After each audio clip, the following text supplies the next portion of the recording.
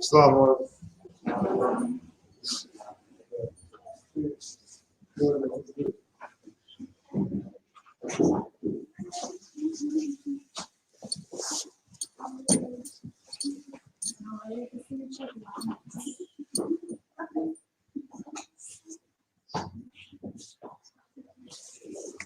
Islam wars is rise.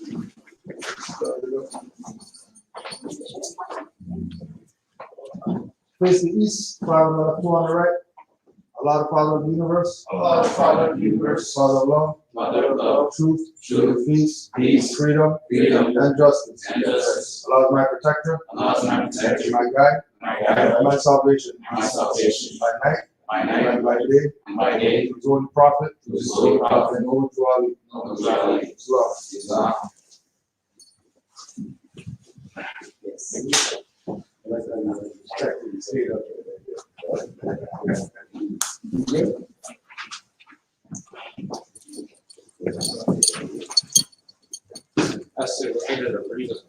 Oh, do me a favor, you can put it back there, but it's gonna make me freaking cough and shit. just put it, just put it in the back somewhere. Let's do more.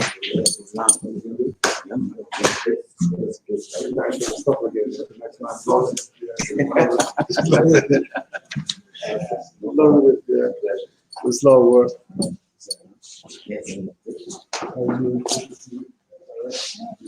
Yeah, you know what? But yeah, we'll try it. We'll try it. We'll try it. Prophet warns all Muslims, governors, ordered to read proclamation at each meeting. I hereby inform all members that they must end all radical, agitating speeches while at work, in their homes, or on the streets. We are for peace and not destruction. Stop flashing your cards at Europeans. It causes confusion. Remember, your card is for your salvation. Failure to obey these orders will be of severe consequence. We are for love, truth, peace, freedom, and when these principles are violated, justice must then take its course. Any member or group of members who hold malicious feelings toward the temple or the prophet, or violate the divine covenant of the Moorish movement, will receive their reward from Allah for their unjust deeds. All true Moors will and must obey the law as laid down to them by their prophet. If they lose confidence in their prophet, they should turn in their card and button, cease wearing their turban and fez, and return to the state where I, the prophet, found you. This is a holy and divine movement founded by the prophet Noble to Ali. And if the prophet is not right, the temple is not right. The prophet, therefore, is sending out a divine plea to all Moorish Americans that they do their part in protecting their prophet and the temple. This is an everlasting movement founded by the prophet through the will of Allah to redeem his people from their sinful ways. Noble to Ali. Islam. To be proclaimed at every meeting. Islam. I am glad to know that I have a few faithful Moors among you all, and I desire for them to know the truth and the divine truth. There is a host of jealousy about me and the movement now by the same people of our side of the nation that claim I was only a joke and unreal. But now, since they have found out from the government officials and the nations of the earth that this is the only sole foundation that all Asiatics must depend upon for their earthly salvation as American citizens, they are working every scheme that they can to disqualify me so they may take charge of the situation. I have notified all these things to you long ago in the past. It is through the uplifting funds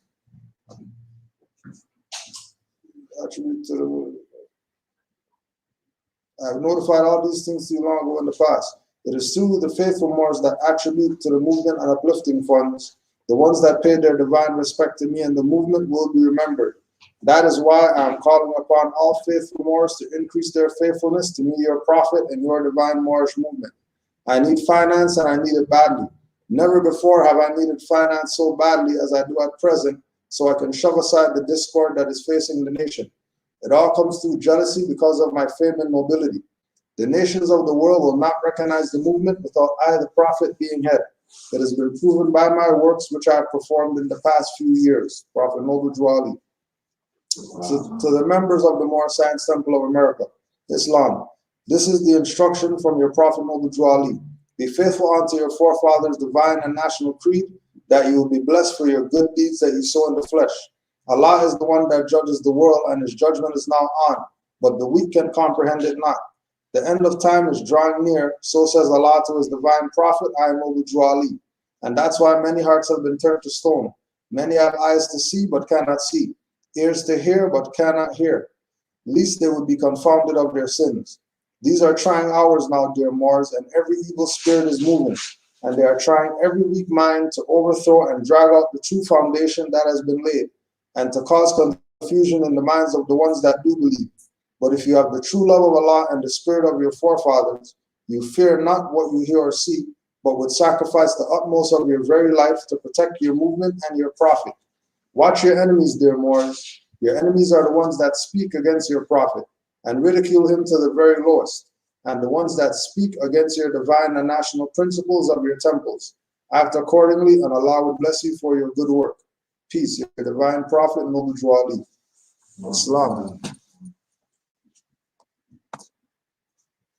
Honors to all the Moors. Welcome. We have going through some Marcus Garvey literature today, and the Red Book, The Mysteries of the Silent Brotherhood. I don't know if any of the new people have any questions. If you want to pose those now, you can. Or we'll please one.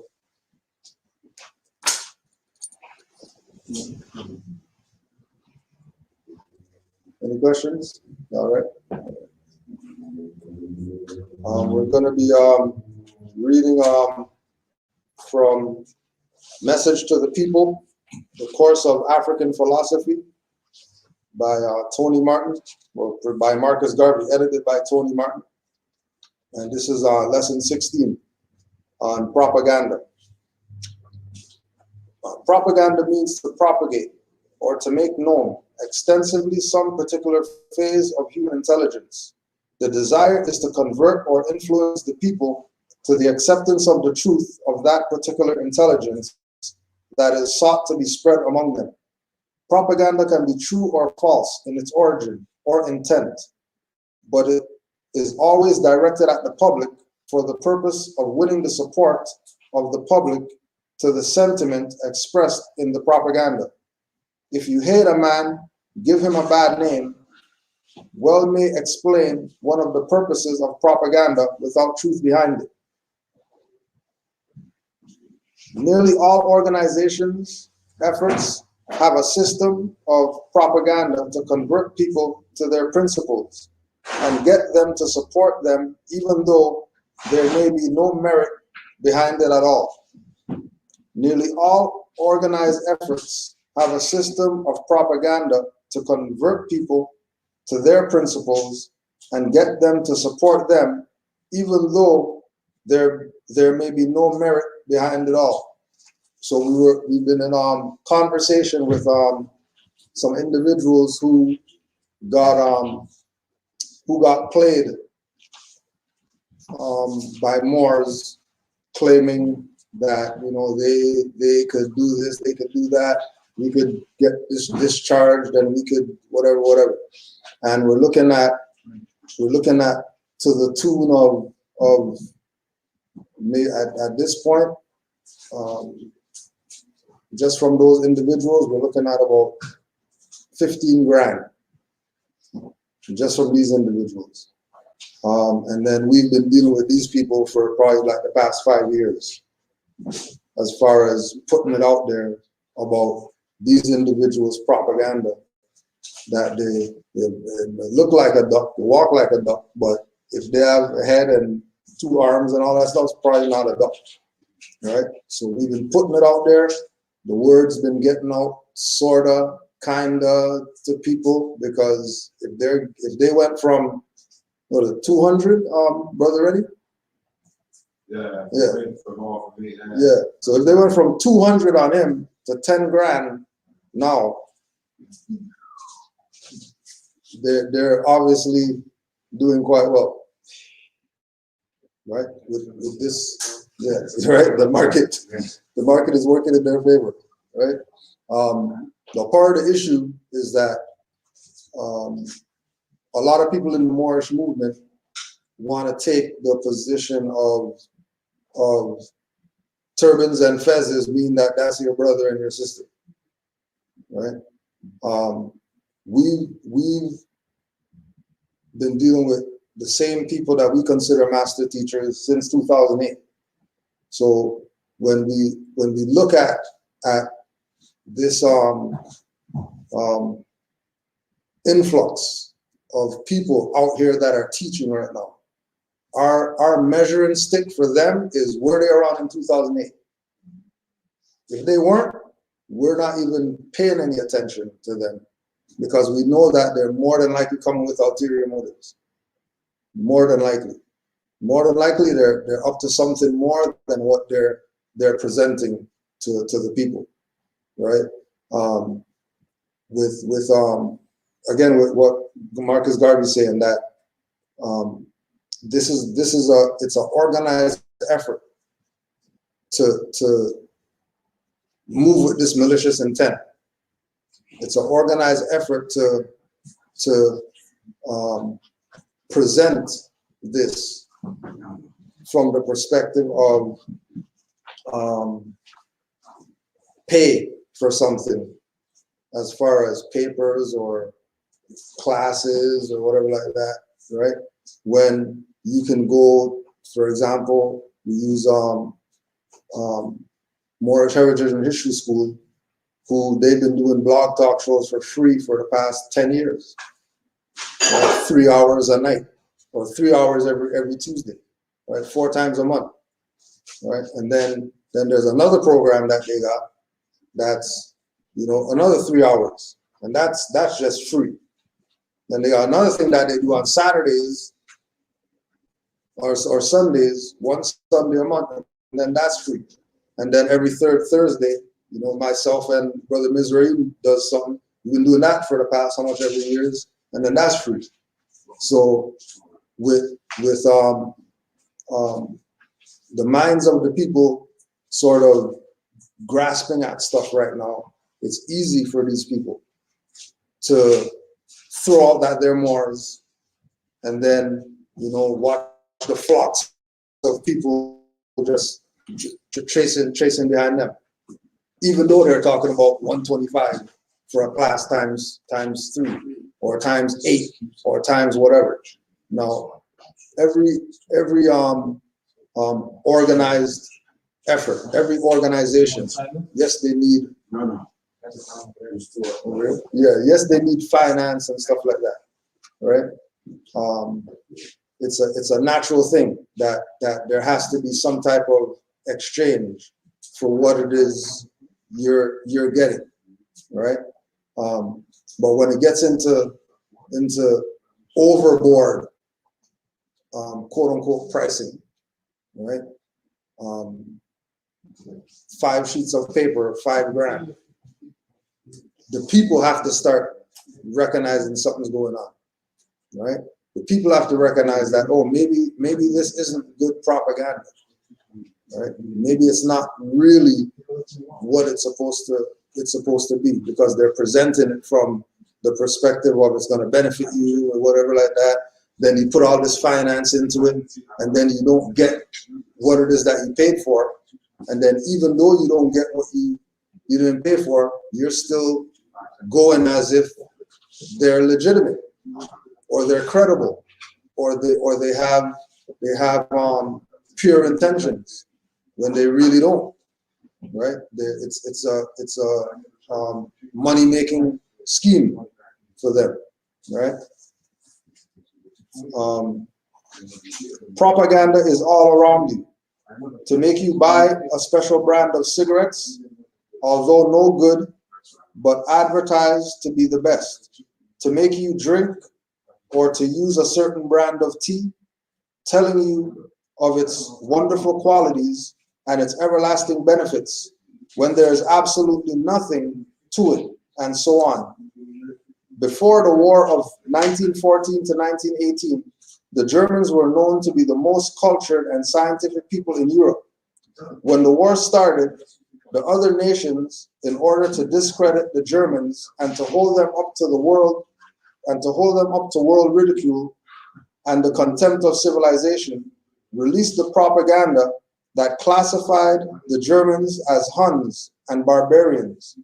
This also reveals how organized intention can be carried to the public for public acceptance without thought.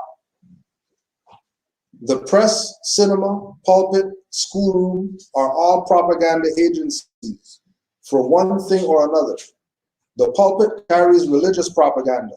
The schoolroom carries educational propaganda. The press carries out written propaganda. The platform carries on oral propaganda. The cinema carries out demonstrative propaganda. These methods have been devised by the European to spread his ideas universally among them. That is why he is able, in a major sense, to control the minds of the people of the world. The European is a great propagandist. He fully and completely realizes the value of propaganda. Therefore, you must organize your propaganda to undo the propaganda of other people. If their propaganda affects your interests, the Bible is religious propaganda. The school books is literary propaganda. The novels and books you read are also literary propaganda, all calculated to bring about certain results beneficial to the propagandists. So one of the themes with the people on the negative side of propaganda, especially with regard to the Moorish movement, is that they never have anything of substance produced as far as literature, right? All they have is a package to sell you or a course for you to go to, but they don't have any books that they wrote, which is propagating what it is that they're talking about. All they have is, a website, you could download some PDF or something like that. They have some type of paperwork that they're selling you. They have some type of means of verbal communication, whether it's through some online platform, classes, or whatever the case is. One of the things that Noble Jwali made mention of was the importance of our press and us putting out our own information to counteract all the lies that are out there that are told on us. Because in order for the story to be told, if you want your story told, you better tell it. Because if you're not telling it, then somebody else is going to tell it for you. And more than likely, they're going to botch the characters, botch the story, botch everything that they can so that the people don't have the exact correct perspective as to what this is, which is why even when we look around today, we have Garvey Bay Publications that's publishing, right, Moorish literature, right? We have Khalifa Media that's publishing Moorish literature, Moorish Directory publishing Moorish literature, and that's about it. There's the Moors near Virginia. They have their website, MST of A5, that they have their literature, their grand sheets are writing books and stuff like that. But majority of the individuals who are taking a position of we're Moorish leaders and you should listen to us and whatever like that, their literature is little to nothing as far as something being produced for the people. But guaranteed, they got a course to sell you. They got some type of paperwork package to sell you, right? As soon as you go on the website, whatever.com, and then they're talking about, home, history, whatever, courses, and then you click courses, and then they got 500 courses, all of them are 200 notes. These people are probably on the negative side of propaganda because they shouldn't be presenting that stuff as a course. They should have books so that the people could acquire the books, and then once they acquire the books, they're going to get everything in it. So, for example, you look at Garvey Bay Publications, for example, right? They have a section on the website that talks about taxes, right? And then they have a book on the site that talks about taxes, but they're not putting out all the forms that you're going to be using for taxes or whatever. It's in the book.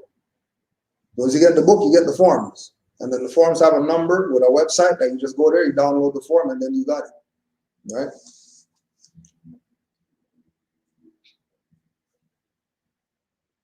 Never forget then that you are surrounded by a world of propaganda, all dressed up or cooped up to suit a doubtful public that is not careful about what it digests from without. The artist is also a propagandist. He paints pictures to convey the idea he wants to impress upon the non-thinking and doubtful public. The sculptor is also a propagandist. He chisels figures and portrays them to suit the aim or purpose he wants to achieve. The pictures of the Madonna and Christ and of the angels are painted portraying a European race, so as to inflict upon the rest of the world the belief that God, the angels, and the Holy Family are all European, as well as Adam and Eve. Adam and Eve were quote-unquote black. They also paint the devil and the imps of hell black to impress upon the world the belief that is black, the belief that what is black is the devil, and that what is white is good and holy. Right? So again, with the doubtful public, and then Marcus Garvey speaking from the perspective of black and white and talking about skin color, when those things have nothing to do with skin color. They have to do with status. So when they talk about white angels and white Jesus and white Adam and Eve and whatever like that, automatically that's a fiction. Because to say white that or black that is taken completely out of context, right? Tear from your walls all pictures that glorify other races. Tear up and burn every bit of propaganda that does not carry your idea of things. Treat them as trash. When you go to the cinema and you see the glorification of others in the pictures, don't accept it. Don't believe it to be true. Instead, visualize yourself achieving whatever is presented, and if possible, organize your propaganda to that effect. You should always match propaganda with propaganda. Have your own newspapers, same thing Drawley told us. Your own artists, right? Same thing that what we're doing with the music or whatever. That we don't want Moors children listening to riffraffs out there who don't know about nationality and birthrights, when there's Moors that you could listen to, right? Your own sculptors, your own pulpits, your own platforms, print your own books, show your own motion pictures, and sculpture your own subjects. Never accept as yours subjects of another race, but glorify all the good in yourselves. Keep your home free and clear of alien objects of glorification of other races. Otherwise, your children would grow up to adore and glorify other people. Put in the place of others the heroes and noble characters of your own race. Never allow your children to play with or have white dolls. It will give them the idea of having white children themselves. Give them the dolls of their own race to play with, and they will grow up with the idea of race love and race purity. Watch the newspapers, magazines, and journals daily for propaganda against your race, of your institutions, particularly against the UNIA. Rush into print immediately a defense of your race, institutions, and organizations from any attack. So when Anti-Defamation League and Southern Poverty Law Center and all these different institutions were coming out and saying that Moors are sovereign citizens and Moors are paper terrorists and you don't want to be part of the Moorish whatever, there was very select few Moors who stood up to put out something to put an opposite perspective of that propaganda. And then that propaganda because nobody said anything, is still around today. That people are still getting caught under that, right? Just what was it today? Just Friday, Saturday, Friday. Amor got kidnapped on Friday. Just traveling, going home or whatever. They don't like his plates or whatever like that, so they kidnap him, right? Their angle, European policy enforcers, their angle is you're supposed to have state plates and you're supposed to have a license and you're supposed to whatever. His position in defense of or to counteract what their position was that, well, no, I don't, because this mode of conveyance isn't registered to you people. Here's the paperwork that the governor got, that the president got, that, he went down the list of all the people that he put on notice. Here's the identification card, so you don't have to ask me for a license, and the plates are on private property, so nothing. Well, well, could you get out the car? No, I'm not getting out the car. Call your supervisor. Well, if you don't get out the car, we're gonna, drag you out or whatever. All right, whatever. Get out the car. Could you turn around for a second? All this stuff, put the handcuffs on and all that, doing their operation, right? So that was probably about 9 o'clock or something like that. Yeah, it's probably like 9 o'clock, 9:30 or something. And then I get a call about 11:30. There's a lot more, just letting you know everything's good or whatever like that. They let me out. Everything's all right. How they let you out? Well, they called the magistrate. And I talked to the magistrate, and the magistrate said they gotta let me go. Right? So 2 hours he was under, their jurisdiction or whatever, but got released, right? Based on him having the knowledge of what this is about, 1. 2, him having his position that he took, which is his own propaganda, right? Because his paperwork is the stuff that he made up. This is his stuff that he went to the Moors, got his stuff downloaded, got his stuff sealed, got his stuff witnessed, had his identification card in contrast to what they're saying that you're supposed to have, right? And to the Negroes looking, oh, those Moors, look, see what happened to that Moor or whatever, but they didn't get the memo after all that he got let out the back.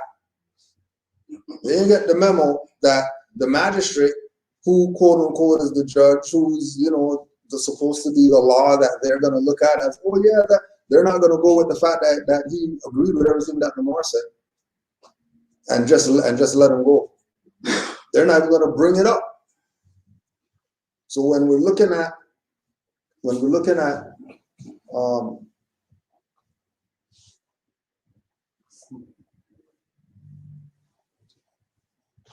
watch the newspapers, magazines, and journals daily for propaganda against your race or your institutions, particularly against the UNIA. Rush to print immediately a defense of your race, institutions, and organizations from any attack. He was doing that physically. He was doing that in the flesh, presenting an argument to them, contrary to the position that they're taking, which they're going to say that, oh, and another thing that he was bringing up to them was that he wasn't their ward. I'm not your property. Right? You don't have jurisdiction like that. Just ask the governor. He got put on notice and he acquiesced. Doesn't acquiescent mean that there's default judgment and that you can't come and bring an argument after? Yeah, but all right, then do the handcuffs and stuff like that, and make sure you put your name down on this sheet right here. Make sure you put your name down. Make sure you put your name down. Make sure you put your name down, so that after I get released or whatever like that, I can sue you people. Well, you know, just letting you know, just putting you on notice, just like we put the governor on notice, right? I told one the other day to take off his mask and give your full identity to take your picture. So take off the mask. It ain't happening. My son is too close to social distancing. I said, okay, no, I want a proper picture of you. Mm-hmm. You got a story to tell. He came to kidnap him. Yeah. Whenever you want to speak that. Huh? Might as well put it out there. Well, yeah, basically, long story short, you see how they had their coronavirus thing going on, so they're doing court online now. So when I went, I guess it was regarding traffic things. I went to go online to do the court stuff, and I'm there putting my application and my name on the record and stuff. They're not listening to me. Basically, they're just trying to ignore what I'm saying. They're trying to get me to say the straw name, the worship name. So upon doing that, they just kept telling them that's the explanation, but they're not having it. So I guess they said if you're not ignoring or whatever, they hang up the phone on me. So I called back, and they did the same thing again. I called back. They're like, if you're gonna keep doing this, we'll just keep hanging up. Then they left me on hold, and I was in the hold for like 30 minutes. He never came back. Then the next day I called back, and I guess they put a bench warrant for the explanation. So when they did that, like a few weeks after, they came.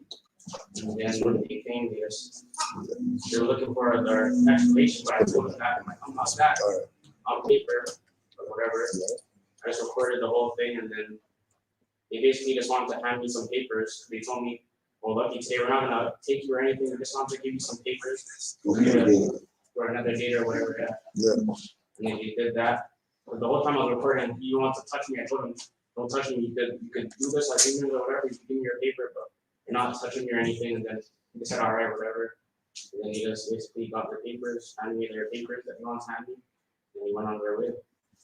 And before that too, I came because I wasn't there, so I get a ride over fast. When I got there and I'm just doing my thing and watching it, at one point he was asking me, Andrew was asking him to sign it. He told him, if you put on the paper, not promise to appear, put special appearance, then I'll sign it. Yeah. He said, what do you mean? Appearance is appearance, but special appearance. And he was telling them whatever we're saying is on the record. So He wants me to sign. And I goes to him, sir, do you know how to say special appearance? Say it. He goes, special appearance. Good. Now you understand.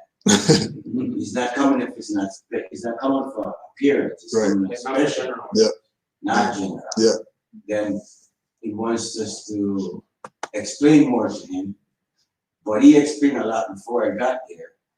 And then now he was like, I told him I'm not here to educate you. yeah, he said, I'm not teaching nothing. I was going to tell him something, but then he said, I'm not teaching you nothing because I told you to call your supervisor and that's almost an hour now. Yeah. You never called When him. he came to my domicile, I told him first thing I said, supervisor, I can't speak to you. When you don't want to do that, he's ready to just, put handcuffs on. Yeah. So I just did the easy thing, just let them do what they're doing. Yeah. That was the same thing with the brother too. Call the supervisor, or you don't need to talk with the supervisor, or why not? That's the supervisor. If you're a boss, if you have a boss and you don't want me to talk to your boss and you're going to do criminal activity, then that lets me know that you're a criminal, which is why I'm asking for your supervisor, because I already know that you people are criminals and that you're going to be doing stuff that you're not supposed to be doing, saying stuff that you're not supposed to be saying, misquoting the law and whatever like that.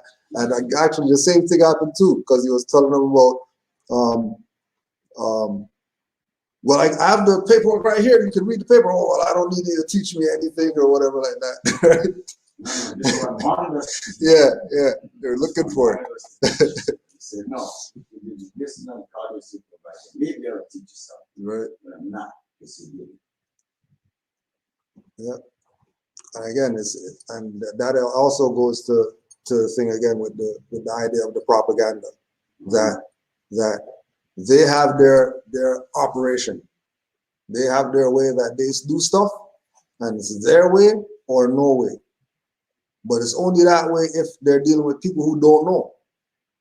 And they're dealing with somebody who knows, it's a totally different interaction now, right? Even though they're gonna pull, just like with Brother Atan, even though they're gonna pull the kidnapping, right? Even though they're gonna go through those motions, right? All that is part of their propaganda to look as if they're doing, the police officer, law enforcement thing when they're gonna let you out the back tomorrow, right? Or they keep you for the weekend and let you out Monday, or whatever. Because if they don't do it, then right then and there in front of them, you already won. So Right. if they want to keep you going according to their plan, they're gonna go through it, even though they know what they're doing is not correct. Yeah, but remember that them going through those things is not for you. It's for people who are watching. No, Yeah. that's what I mean. Yeah. They want to keep that. That thing going. Yeah, going, no matter what. Yeah. Right. It's like Elder Tyler says that when you go to court, you're going for other people.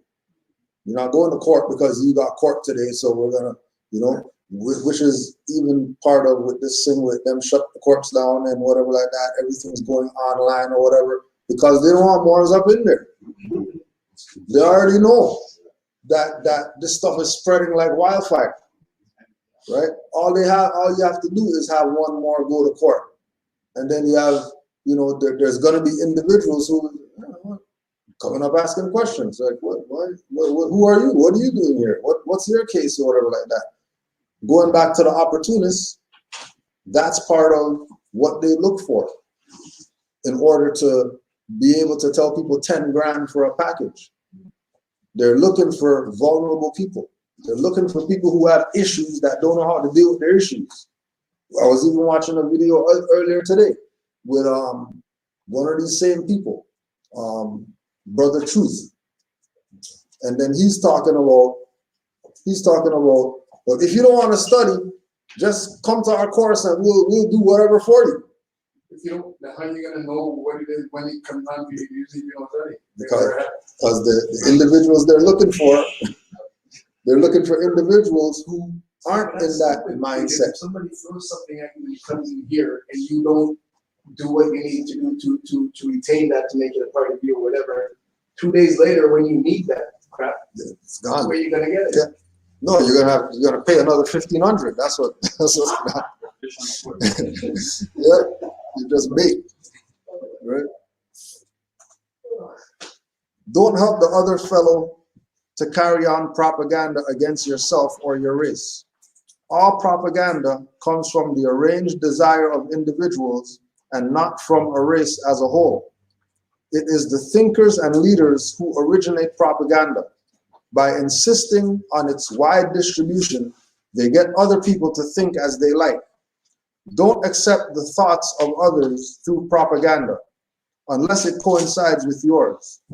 Don't follow the band down the street because it plays sweet music to the propaganda of a circus manager. He may lead you into the circus tent and take away your pocketbook. That is to say, don't get on anybody's bandwagon because he may drive you to hell with his sweet music. Like the Pied Piper of Hamelin, who played his sweet pipe and led the rats out of the city and into the sea and drowned them. Or the other story, led the children away into the cave and then a bunch of pedophiles over there.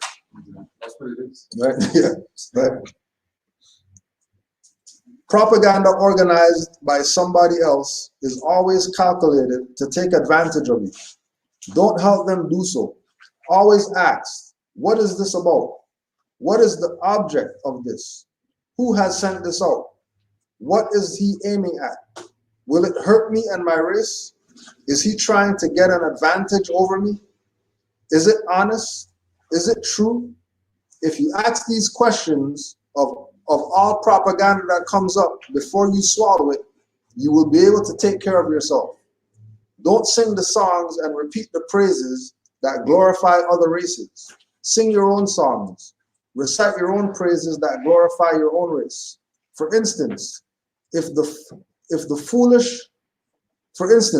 foolish for quote-unquote Negroes to say or sing, Britons never shall be slaves, when they themselves have been slaves and are likely to be slaves if they don't impress upon their minds that they, as quote-unquote Negroes, will never be slaves again. Sing, therefore, Negroes shall never be slaves. Be careful how you sing religious hymns that have been written, dished up, and made popular by white writers to glorify the white race in the name of God. Take advantage of the silence of God, impress inferiority upon your race, such as the great white wings of angels, the great white throne of God. Wash me white as snow. All these are damnable, vicious forms of propaganda against the quote-unquote black race. Though my sins be as scarlet, they shall be whiter than snow. Wash me in the blood, and I shall be whiter than snow. All these things reflect the propaganda designed by the European to glorify his skin and his race as against the imps of hell and the black devils and the black pail of doom. That also goes to it, the propaganda of where our people are at right now with this whole thing of police shootings and whatever, right?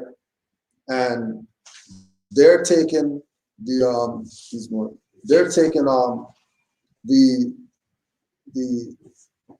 approach of putting out the negative energy on themselves.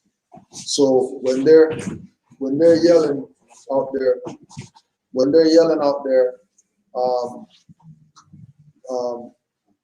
no peace, no justice, right? They're yelling out no peace, no justice. And then they don't get peace or justice, and they don't connect it to the fact that they just put that out there in a multitude, right? All these people with all this emotion riding on these situations are using this energy. Instead of saying we want peace and justice, they're saying no peace, no justice. You're gonna get what you ask for. You're also gonna get what you don't ask for. So make sure you know what you're asking for so you can get something. And again, we're looking at Brother Omar used to have the picture up with him and his mom at the rally, and then he's this big. And then they got the sign, we want freedom and all this stuff, and they're still doing that stuff today. And then somebody else just got shot, and then they're out there with Black Lives Matter signs or whatever, when these people just told them Black Lives Matter stole all your finance and bought mansions. And it's not even registering to them that they're perpetuating the things that they don't like on themselves. Like they're doing it themselves. It's not even the European that's murdering them and all that stuff. That's the effect of the cause, right? The issue is that they're classifying themselves as stuff that they're not. They're putting all this faith into religions and all that. Homosexual and lesbian movement too. Yeah. And trans. So that. But again, that's what the people want. That's what they signed up for, because they got Lil Nas X right now singing to children, and children are singing every word as if that's a good thing for society or whatever. But again, it goes back to the thing that Garvey's saying. Well, if we had our own stuff, if we had our own school, we could draw the line at certain things. But without having our own, having to always go to their version of what it is that we should have for ourselves, right? And the reason why we don't have these things for ourselves, because of these same propagandists, these same individuals who know what it is that we need and that we should have, but they're not going with that. They're going for their own selfish thing that they want to have or whatever, that's not even solving the people's problems, right? The idea of the white man making black a symbol of mourning and sadness is just to show the extreme of the purity of whiteness and its joy and happiness. Reverse this. If possible, teach the Negro that when he is in mourning, he should wear white. And when he is happy, he should wear black. This is meeting propaganda with propaganda. The hatchet with the hatchet. The stick with the stick. The stone with the stone. Everything on earth is man's creation. So out of man's propaganda and mind, he has created his special systems of opinion to meet his designs. One of the more sent me a lecture with Sadhguru, and he's talking about that whole thing about wearing black and wearing white, and why you're not supposed to be wearing black at funerals, because the energy of the funeral, you're going to absorb that, because black absorbs. So you shouldn't be wearing white at the funeral to reflect all of that energy that people are bringing to the funeral. And then if you're around good things and happy things and things that are of a positive nature, you wear black so you can absorb that, right? Again, looking at the misdiagnosis when it comes to Marcus Garvey and the things that he was teaching about, that he didn't have it all together yet, right? He was still dealing with it from a very base level. Those guys are black, but they say white is purity, and then we say black is death, so we're gonna wear white to a funeral so that we're not making black negative. But that's not really what, you're not really doing that, really, right? Because black's gonna be negative regardless of what color you wear at the funeral, right? White's gonna be pure regardless of what you do. That's just what it is. We always use the example of when you look at the historical reference points, everything in history that's negative is black. Whatever it is, if it's negative, it's black. And then the black guys are gonna look at, oh, they're racist because they're putting black on the plague in order to make black be negative. No, people die in the plague. That's black.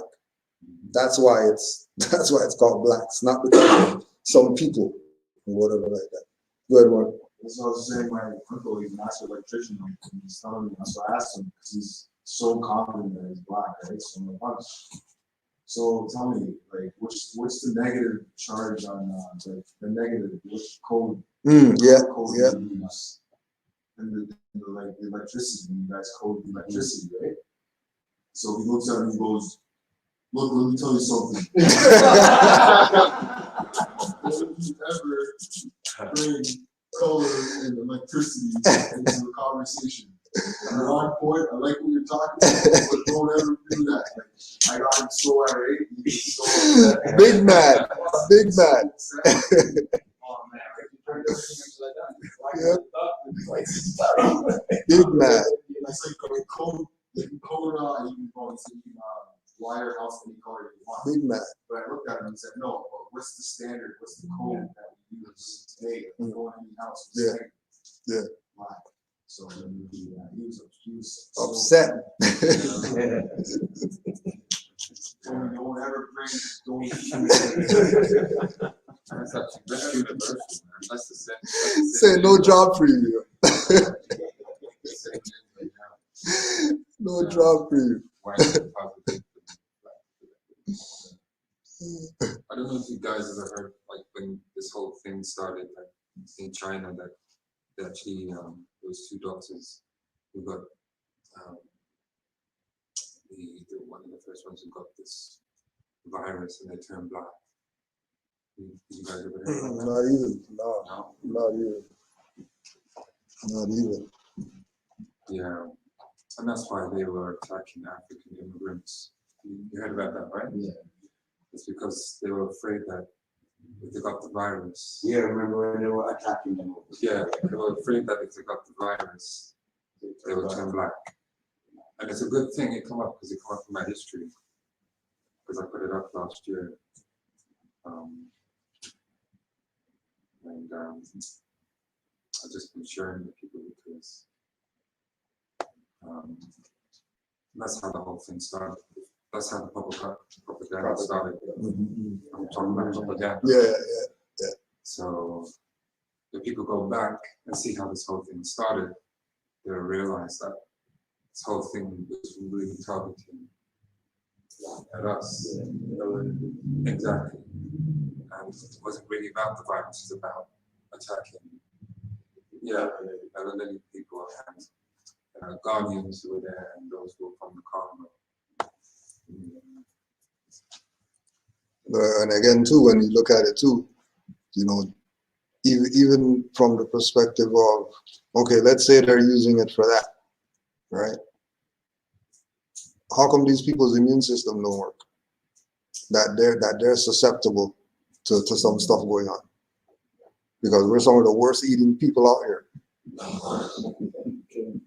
right? Do you listen to, or have you ever heard, what's his name? You probably have Dr. Phil Valentine. Oh yeah. Okay, well, I saw one of his videos recently where he was just talking about what brother here was talking about the virus there, and he was saying that in his video he was explaining that the original plan, they got screwed up because the virus that was released was the more benign one, that it only gives you symptoms of flus and stuff like that, instead of the one that they actually wanted to release. So apparently somebody switched it around and didn't go ahead with the original plan. And he was saying that all this is just, That's crazy. all this was all planned from the start anyway. It was something they were working on and they tested it when they tested it. He's talking about the silene. No, the COVID, or whatever the heck we're having, COVID-19. Yeah, but they're talking about the We call it Novid. No, like they're putting out like an article on Instagram, or like people are just passing around where they're saying like, oh, yikes, you didn't get the COVID, you got silene, like. Oh yeah, I don't the remember. silene. It's salt water, right? Oh, But like saline. yeah, saline, that's what it's called, right? But like, it's like, I don't know. I'm not saying that like that's what, you know what I mean, that's the narrative or whatever, but this is what is being pushed onto like these other platforms. Okay, like, for yeah. instance, We're always gonna find Toronto news or whatever on Instagram, they're pushing out, it's not the penicillin, it's saline salt water or whatever, you know, and it's just like, how much times are you gonna keep switching it around and switching it around, and you know what I mean, and putting this other word in front of this other word, and you know what I mean, like. that's all we do. It's Yeah. distracting you one thing, one thing. Few states were there. That's all we do. Then Always, again, go, every time you hear this, I can't even call him Dr. Gauci. Every time, Oh, gosh. every time he appears, it's always switching. always up. something different. I Yeah, can't listen to this. Yeah, always I wanna something get different. on doing the top things. So, But that's why we got agendas and stuff like that, right? And journals to keep notation of what they're saying, because like I'm learning about my body too. Like there's certain times of the year where my body, like I get sick or whatever, right? And as I keep my agenda or whatever, I'm just like, oh, get into that certain period, you know what I mean? So like every year you start to see that like they do the same patterns and the same patterns, but like if you don't keep an agenda and a journal and a calendar, which is like, you know, natal charting and stuff like that, you won't see these little same rhythms, like, you know what I mean, that keep on going, you know? Yeah, so. I'm glad you brought that up. That's something that I often tell people: just pay attention to patterns, Yeah. your own personal patterns. Like if you learn track and field, you can look for your personal Right. for example, right? So pay attention to what your body's telling you at in that season or in that moment. so it's vibrations. It's all about vibrations. You know, all sounds and vibrations, different patterns. Yeah. So, and we move by that. We feel that those different movements. So if we allow ourselves to really focus on these different patterns, then we'll know what is negative and what is positive. What to absorb and what to push away. Yeah. Especially when it comes to words, because words are Spells. spells, right? And it's correct, right? So be mindful of these triggers and then how to assert yourself accordingly. And we're very intuitive people. We're extremely intuitive, and that's because of highly intuitive. That's because of living, constantly living before in a fight or flight. Mhm. So now we're changing up the game, because now we're like using our gut instinct. Right. That's why when you answer a person, even when they're wearing a mask, are you gonna get this? Majority of the people never say, why are you wearing a mask? But the gut instinct says, I can't take it, I can't, Then you got some who are like, yeah, I gotta take it, I got my job, but it's something because they gotta move on, right? Yeah. It's not because they're just too weak to fight. So, but we gotta go by our intuition. We are what we manifest, like we imagine what we think, right? What we create. So. His neck is kinky. But I see it. Yeah. It's like those are brothers. Those are brothers. Like those have to be brothers. Everybody sees back there, right? Those have to be brothers. Right.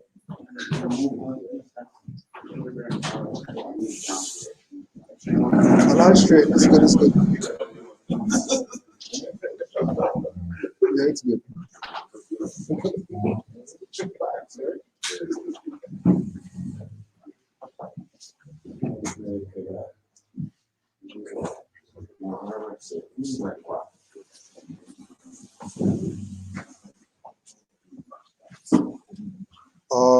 Challenge the thought of any book of literature that dishonors or discredits you in any particular way, and give it the widest publicity so as to undo the harm intended.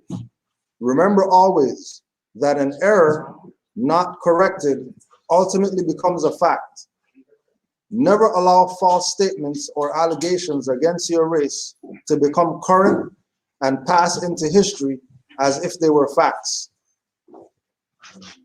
War is the hellish passion of man let loose in opposition to man. It sums up the cruelty of man towards man. It always aims at the stronger, taking advantage of the weaker to gain that which could not have been acquired otherwise. Because of the failure to use human reason, war comes when man fail to adjust their differences with reasoning. Always be prepared for the exhibition of the vilest passions of men in war. Man has always warred against his fellow man. It started with Cain against Abel and has continued down through the ages and shall ever be so as long as man remains an unreasonable creature. No generation has shown that man intends to become wholly reasonable. Therefore, in time of peace, prepare for war, so as not to be caught unprepared by your enemy, who will naturally be stronger. If he is prepared while you are not prepared in using the implements of warfare, war is not a good thing, but man is not a good being. You must expect war from his disposition. All things are fair in war to win the advantage over your enemy. When there is war, use all the implements of your disposal to defeat your enemy. Do not discuss terms while you are warring. Discuss them after you are victorious. When war comes, all resources of intelligence and wealth, all utilities are placed at the service of those who conduct the war to make them victorious on behalf of those for whom they are warring. Therefore, have in view the obtaining and controlling of all the resources, factors, and utilities that may be necessary as ammunitions for the war. So again, going back to the whole police shootings and whatever, right? Our people are talking racism, prejudice, discrimination, whatever, and the powers that be are talking war against these people. So they're not even looking at it that this is war, whether it's psychological warfare, right? Even with the Novid, the psychological warfare, getting people's mindsets to shut down, getting people stop using reason, logic, common sense, and having them base every action that they do on emotion, which is only going to be a benefit to the victor or to the people propagating the attack on the people. And then remember that the negligence of our people just being so willy-nilly about whatever and they're not paying attention, then that means it falls on everybody else. But then when you look at everybody else, they're not playing around like how our people play around, because they know they're not trying to be nobody's nigger. They're not playing them games. They're getting themselves out of those positions, whether it's through retaliation or sue somebody or whatever. They're not just laying down and taking it like our people. They're not just running out there and marching and picketing because they think that's the option. That's an option. That's not the all and be all. Guaranteed they're doing some other things on top of them doing the march and whatever else they're doing, especially with this thing going on right now.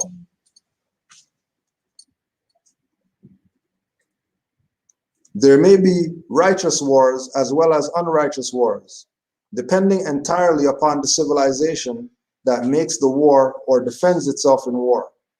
It may be war to put down human abuse in favor of human virtue. The war makers have always justified war in some way or another. If you become engaged in a war, always have justification for your engagement. If the war is not yours, get something out of it before you go into it and complete it for the good of others. Never go into war foolishly. Never sacrifice your life without good results for your cause. War is the best time to take advantage of your transgressor, whoever he may be. Whenever he is engaged in war and he promises you nothing, you will never get anything from him in time of peace. Therefore, during the time of war, make your bargains before you help anybody else in war. If you are suffering from the abuses of others and there should be a threat of war against them from some other source, encourage it, because it will be your chance to force a square deal. The more other people war amongst themselves, the stronger you become if you exercise good judgment, right? Which is why they want us warring with ourselves all the time, so that they always have the upper hand. And their upper hand is they just get to sit back and they get to reap the spoils of the war that we're having amongst ourselves, that we've been doing for generations, right? And there's also the peanut gallery who's watching the two people war against themselves, but they're not picking a side because they want to play brotherly love or whatever, not recognizing that the two sides of ourselves that are fighting are the righteous people and the people who have no intentions to help humanity or save humanity, right? So they always bring up the warring against each other thing when we start talking about other Moors out there that's doing madness. Well, they're your brothers. You should, talk to them, work with them. No, they're traitors. No other country do they play games with traitors. Zero. No country. No country plays games with traitors, gives traitors passes just because, oh yeah, they look like us, so we don't have to deal with them in a aggressive manner, right? They put those people on walls, whatever they got to do, so that they're not around. Same thing that we're talking with these people getting played by these people, and then they get played, and they're not going to go press some charges. They thought, well, that's our brothers. He just got 10 grand from you. What you mean that's your brother? And you gave 10 grand, and you didn't even get anything for it. You gave 5 grand, you got nothing for it. You made you go pay for some course Then you finish the course and you're dumber than before you took the course. And then you're talking about, yeah, give me my money back. And they said, no, no refunds. We provided a service or whatever. You're not running down on these people, right? And then they're complaining about what they don't have and blaming invisible beings and all that, instead of looking at who the issue is.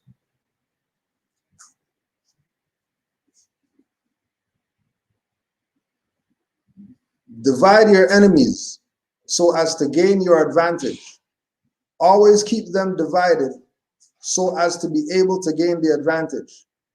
Your only hope of escaping the hate and prejudice of other people is to keep them severely occupied with other problems. Right? Going to get back again to the same thing going on right now. The world was in opposition to the tyranny that was going on in all the different governments all over the world. And the places with the biggest populations, India, Japan, Asia, and all those places, when those people were going out in the streets and government was shut down 3, 4, 5 days, people didn't go to work and all that stuff like that, is going to make these people change their tune. What did they do? So they found another problem, you know, something floating around, people are going to catch you and all that stuff. Oh my gosh, you know, we got to protect ourselves because this thing's going on. And then everybody had to stay in the house and all that, which means no protesting, right? You got the mask on, so no freedom of speech, right? Taking away the people's rights. And then you really check it, it's really not even the people taking away their rights, it's the people taking away their own rights. People police the people. Yep.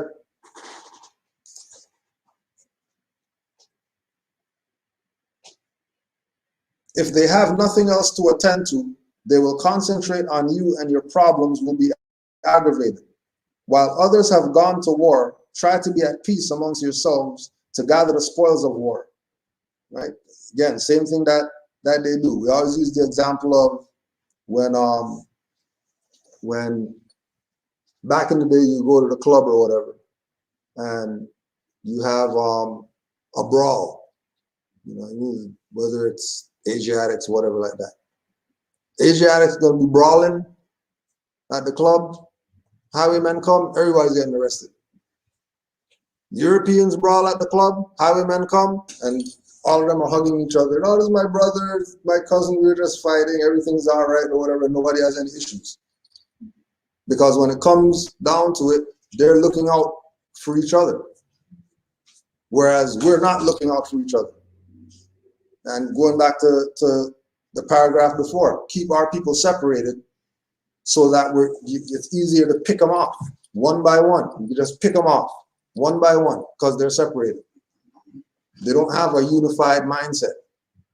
Again, going back to why Noble Jwali said we're not Negro, black, colored, which is all these separate things, that we're Moors, which is one thing. When everybody calls themselves that, we shouldn't have any issues because there should be unity right across the board. But that can't happen if you're dealing with all these different segments of identity of a people. Even when we look at Europeans, they know Scottish, French, German, whatever like that. They don't do white like that. They only do that once the black stuff comes up. If there's no black stuff going on, then there's not going to be any white stuff going on or whatever. Or Americans. They're not Americans. They're European. And then the Americans are calling themselves Negro, black, colored. And then don't know how come this stuff can't be figured out. African American. Right? African Canadian. Right? And then somebody from Eritrea comes to Canada and they call them Eritrean. They don't call them African Canadian. How come they don't get called African Canadian? They're from the continent. They're not even getting labeled with it. They're going to say Eritrean Canadian, Somalian Canadian, Congolese Canadian. But the Negroes who don't know any better, oh, they're African Canadian, and they're Caribbean, and they're West Indian. With both of them the same place, and they have different names. And they still don't get that.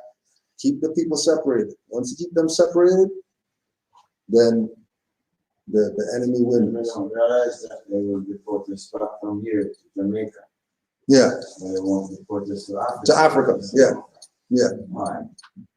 Yep. That's where they should send us back. Yeah, if you're gonna deport somebody, Deport some, yeah. yep. If they have no other problems to occupy their time, they will turn on you.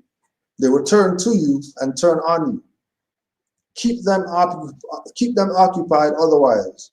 The more confused they are, worrying about their troubles, the more time you will have to get out of your trouble.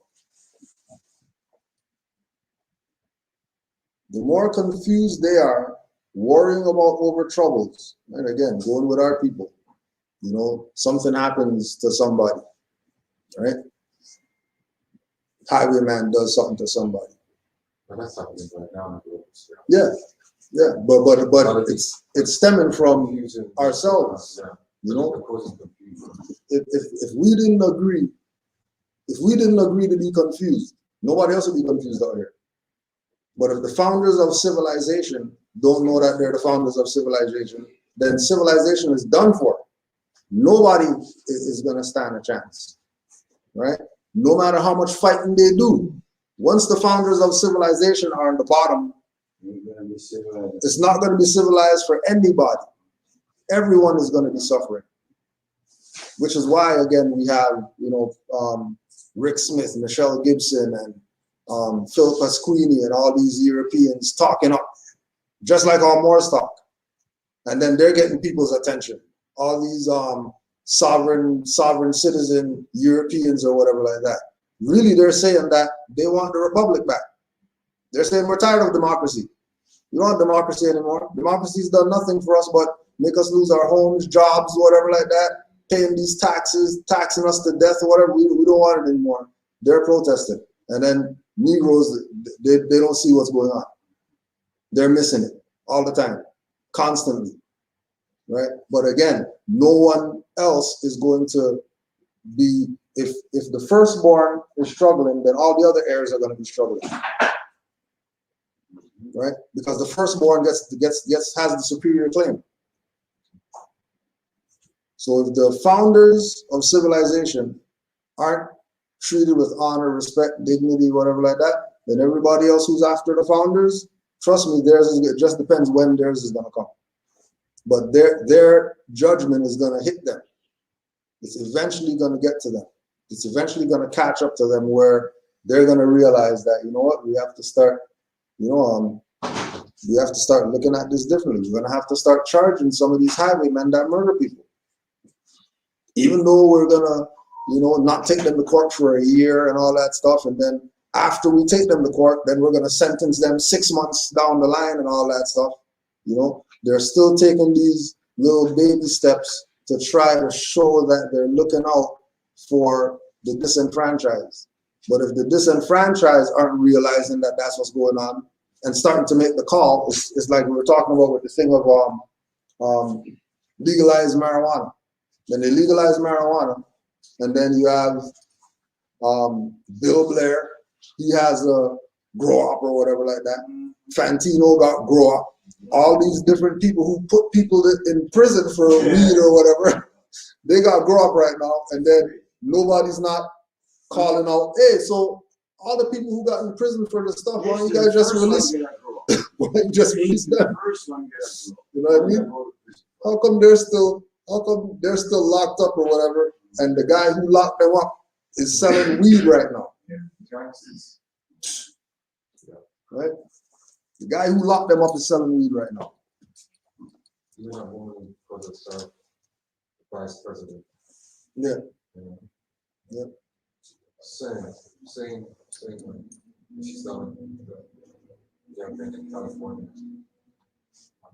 Locking them up for a team like this. They're spending 25 years in prison. And she's talking about how she smokes herself. She kept inmates past their due date also. 25 years one guy. Free labor and stuff.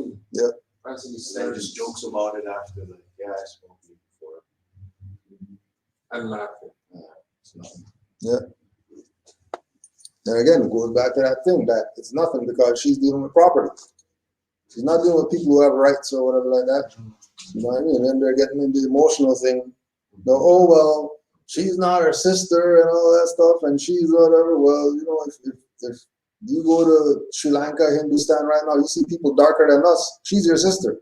I don't care what you're saying. She's definitely your sister.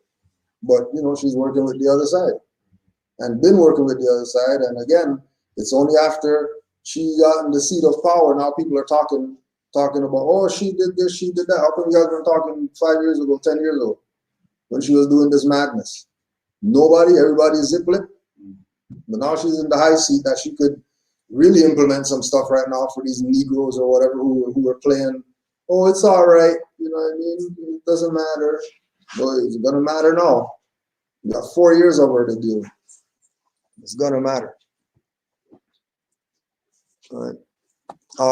Any comments or questions? We're just going to do our holy book reading before we close out. If you got your red book, Mysteries of the Silent Brotherhood of the East, we're looking at Third Brotherhood Test, page 29. Yehoshua passes the Third Brotherhood Test, faith. The Logos waited 7 days and then was taken to the Hall of Fame and chamber rich in furnishings and lighted up with gold and silver lamps. The colors of its ceiling, decorations, furnish, and walls were blue and gold. Its shelves were filled with books of masterminds. The paintings and the statues were the works of highest art. And Yehoshua had entrance with all this elegance and these manifests of thought. He read the sacred books and sought the meaning of the symbols and the hieroglyphics. And when he was absorbed in deepest thought, a priest approached and said, "Behold the glory of this place. My brother, you are blessed. Few men of earth so young have reached such heights of fame. Now, if you do not waste your life in search of hidden things that man can never comprehend, you may be founder of a school of thought that will assure you endless fame. For your philosophy is deeper far than that of Plato, and your teachings please the common people more than those of Socrates. Why seek for mystic light within these antiquated dens? Go forth and walk with men, and they will honor you. And after all these weird initiations may be myths, and your Messiah hopes but illusions of the hour, I would advise you to renounce uncertain things and choose the course that leads to certain fame." And thus the priests, a demon in disguise, sang siren songs of unbelief. And Yehoshua meditated long and well on what he said. The conflict was a bitter one, for king ambition is a sturdy foe to fight. For 40 days the higher wrestled with the lower self, and then the fight was on. Faith rose triumphant. Unbelief was not. Ambition conquered up his face and fled away. And Yehoshua said, "The wealth, the honor, and the fame of earth are but the baubles of the hour. When this short span of earthly life has measured out, man's bursting baubles will be buried with his bones. Yes, what man does for himself will make no markings on the credit side of life. The good that man for other men shall do becomes a ladder strong, on which the soul may climb to wealth and power and fame of Allah's own kind that cannot pass away. Give me the poverty of men, the consciousness of duty done in love, the approbation of Allah, and I will be content." And he lifted up his eyes to heaven and said, "My Father Allah, I thank thee for this hour. I ask not for the glory of myself, I fain would be a keeper of the temple gates and serve my brother man. Again was Yahshua called to stand before the Hierophant. Again no word was said, but in his hands the master placed a scroll on which was written faith. And Yehoshua bowed his head in humble thanks and went his way. Islam. A thing to point out again, verse 11, and thus the priests, a demon in disguise, sang siren songs of unbelief. And Joshua meditated long and well on what he said. Every individual that's claiming some type of position of authority without works is a demon in disguise. So when they say our organization's whatever and the head of our whatever is doing a whatever, and there's no work to back the talk that they're bringing, that's a priest in disguise, right? Because in the Red Book again, it lets you know that the priesthood is dead. And the only purpose of the priests are for graves and funeral chants, and that's it. That the priest saw a demon in the wild, and at the demon, he cast his lamp at the demon. And if light is knowledge and they're throwing knowledge at the demon, then now the demon has the knowledge. And if the demon has the knowledge, then he can disguise himself as a priest and trick all the people into thinking that he's from the priestly order. Which is why, again, we stray away from this idea of Moors and connecting it to Masonry. And people, you know, pushing the idea of Moors and Masons being a relative thing because they wear fezzes and Moors wear fezzes and this building is set up like that building and whatever. Anybody who's in the lodge, they're a priest. That's a demon in disguise. That has no comparison whatsoever to what it is that Noble Jew Ali brought for the salvation of our people. Even though they're dressing the same, even though they're using the same names for their temple that we use, even though they might have the same literature and the same books, recognize that majority of the individuals have ulterior motives. That's why we always say, go back to the foundation. And our timeline for the foundation is 2008. If these people weren't around, if you go back to lectures 12 years ago, and then you pull up all the lectures from 2008 and before that, guarantee you'll probably find one individual that's around today claiming that they have some type of power to teach people or whatever like that, that you'll see them back then. Majority of people, they weren't even around. They were Negro, black, colored, or whatever in 2008. They didn't have any care. If we look at if we say like Dane Calloway or somebody, he wasn't around in 2008. But now everybody's chasing what he's saying as if that's the legitimate thing. That's where it's at for us to get this knowledge. Well, if he's so intelligent, where was he in 2008? Right? He was rhyming about his mom talking about he's an ignorant bastard and all that stuff. Get out the house. So if his mom knows that he's ignorant, how are you getting caught up in, oh, well, he's just here to make me think and all this, right? Faith rose triumphant. Unbelief was not. Ambition covered up his face and fled away. So we're taught that the ladder to salvation has 3 steps: belief, faith, and fruition. Belief is assumption, right? Faith is knowing, and fruition is being. So we're even getting rid of the faith ladder. And it has to be a place right now where we are what we know. We're not still trying to figure this stuff out. You either are what you know or you don't know. And you don't want to be at the stage of not know during these times with the energies so up and down and all over, right? Any other comments, questions? Yeah. Oh yeah, it's all right. Yeah, whatever the question is. We're always. I just have a question with regards to Article 3, Section 102, and to the Constitution that talks about federal question and controversies between citizens and citizens of the United States, citizens of different states, citizens of the same state, that they belong to federal government.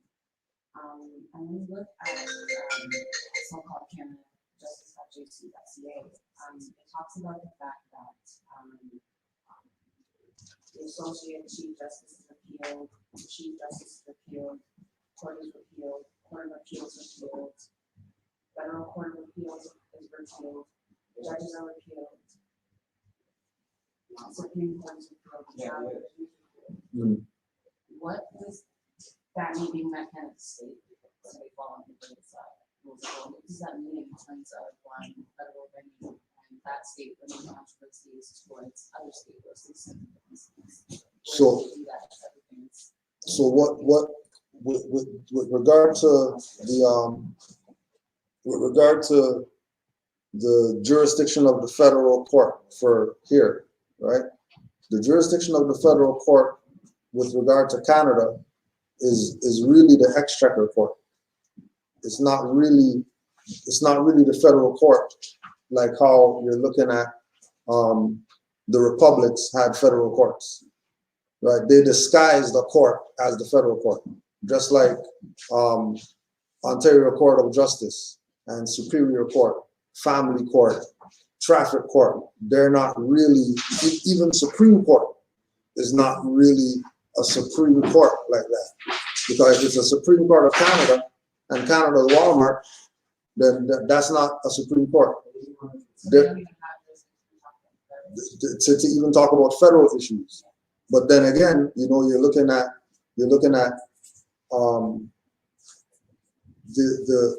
the federal, for example, the federal issue of diversity, right? It's not that it has to be heard in a federal court. That's just the issue.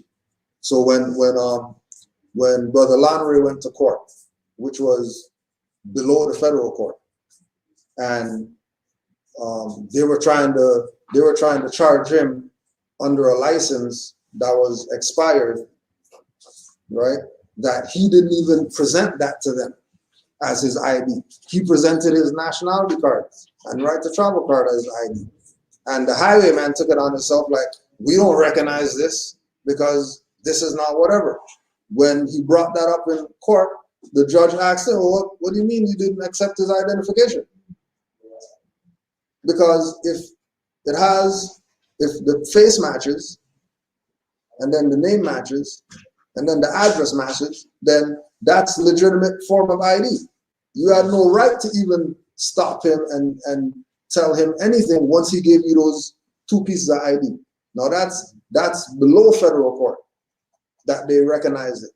So you realize that in colorable jurisdictions, when you don't have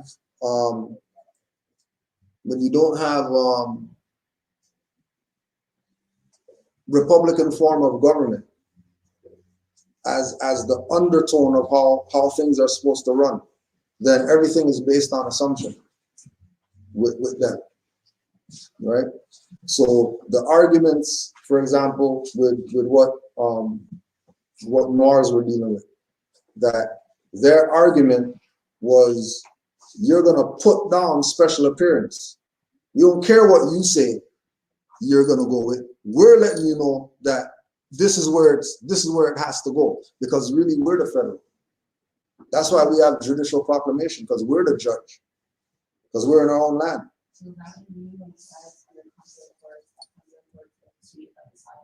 Right, because the idea of a consular court coming up means there's diversity. And once there's diversity, the sovereign's position is what is the superior position. The foreigner's position is never superior position because they don't even have jurisdiction to even hear the thing, which is why Moors always talk about challenging jurisdiction. Because you're challenging the jurisdiction because they pass status that they're not supposed to pass. It's supposed to start at status and then go to jurisdiction. Or you're in who am I? Right? Yeah. Right? Not no please and who did whatever and whatever. Okay, I am Cujoel, Moorish American, impropria persona, sui juris. You know, who are you? Well, we don't want to hear any of that. Okay, you already let me know you're a democracy. Do whatever it is that you're going to do it. We'll see you later. Do whatever you're going to do. And make sure you put it on the record, whatever criminal stuff that you're going to do, so that it's on the record that you did this criminal stuff, so that we can get the transcripts later and sue you for this criminal stuff that you did. Right? This is why they have Canadian, this thing called Canley, K-A-N-L-I-I. And when you go on Canley, they're going on there and they're breaking down about how, well, you know, the Moors are trying to come to the court and they're trying to say that they got, and then they're doing the same stuff that SPLC and Anti-Defamation League or whatever like that, make it look like our claims that we're making aren't really legitimate because they're the law and we're not the law. Oh no, we're the law because this is our land. Right? So Constant. that's not true, right? So when I write my written report, they don't message me back in the explanation, you write it back in my free action. Right. I don't know where you're getting at. Yeah. You know, but with regard to what you're presenting, the issue is that they're foreign. So because they're foreign, they don't have jurisdiction like that. The only way they have, the only way they got the power to violate the law like that is because of people who look like us that aren't saying anything, and they're letting the BS continue, right? Because guaranteed, if every Asiatic out here that got stopped by them for whatever said, "Oh no, I don't got no license, nationality card," they're gonna stop pulling us over. I know they would stop. There wouldn't be any issue. As soon as they see Asiatic in the car, they'll be like, "Oh, Have enough of their people. Yeah. To follow. Yeah. They wouldn't be have enough. Yeah. It's as simple as going to the grocery. Like I don't wear masks. I don't wear them. I'm not most of you don't. It's as simple as going to the grocery store. Is it stop? You have to wear masks. I'm exempt. And then people listening, like, what did you just say?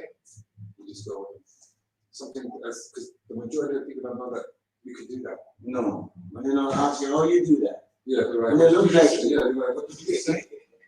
So I'm exempt. They're like, you didn't show me anything? Or, like, no. and then that's their stuff. Everybody did that. That's saying exempt. This whole Hey, brother thing was Omar. shut down quick. Come on, the water.